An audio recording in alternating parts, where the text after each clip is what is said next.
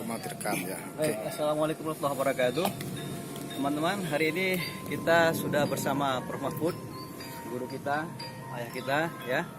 Dengan kondisi yang nampak sedikit tegang di Aceh hari ini ya, ada segelintir beberapa konotasi yang bias gitu. Kita ingin dengar langsung dari Prof. Mahfud sebenarnya apa makna garis keras yang beliau sebutkan itu, agar kita kemudian sebagai muslim harus bertabayun langsung ke orangnya gitu, jangan sampai kemudian kita jadi korban hoax ya. Dan mari kita dengarkan dari Prof. Mahfud langsung apa kira-kira yang ingin beliau sampaikan terhadap kondisi ini. Mas.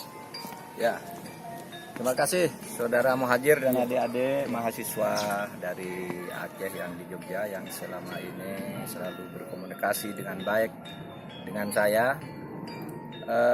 Saya sudah mengklarifikasi sebenarnya, tapi langsung melalui adik-adik di Jogja ini. Ketika saya mengatakan orang Aceh, orang Sumatera Barat, orang Sulawesi Selatan, dan orang Jawa Barat itu penganut garis keras.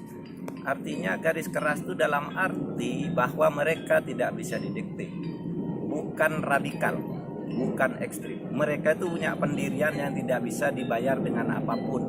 Sehingga saya katakan orang Aceh dan yang lain-lain saya sebut itu adalah orang garis keras. Seperti saya, orang Madura juga garis keras. Saya pernah mau kampanye ke Madura, mereka tidak mau. Saya pokoknya tetap memilih Prabowo karena saya tidak bisa dipengaruhi oleh siapapun. Itulah garis keras. Nah, oleh sebab itu saya kira masalah ini tidak ada masalah kami dengan orang-orang Aceh. Saya sering ke Aceh, saya juga sering ketemu dan beberapa kali satu mobil dengan Muzakir Manaf dan sebagainya. Itu orang semua teman-teman saya yang baik gitu. Dan saya tidak pernah mengatakan mereka itu sebagai orang radikal, sebagai orang ekstrem. Saya katakan garis keras seperti saya. Saya ini garis keras di bidang membela KPK dalam memberantas korupsi. Tidak ada kompromi dengan saya. Sama, orang Aceh punya prinsip. Anda kampanye pun apa, kalau saya punya pendirian ini tidak bisa. Gitu. Nah itulah sebabnya kemudian saya usul ke Pak Jokowi yang berdasarkan quick-count menang dan mungkin akan terus menang. Tolong ini dirangkul orang-orang garis keras ini.